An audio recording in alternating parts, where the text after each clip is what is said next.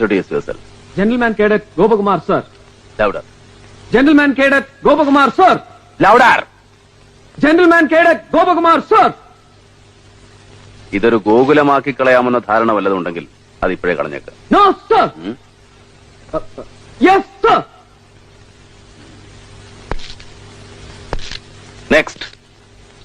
Gentleman Cadet Ganesan, sir. Once more. Gentleman Cadet Ganesan, sir. Gentleman cadet. Repeat. Gentleman Cadet Ganesan, sir. നെറ്റിപ്പട്ടം കൂടെ നന്നായിരിക്കും. നാടെവിടെയാണ്?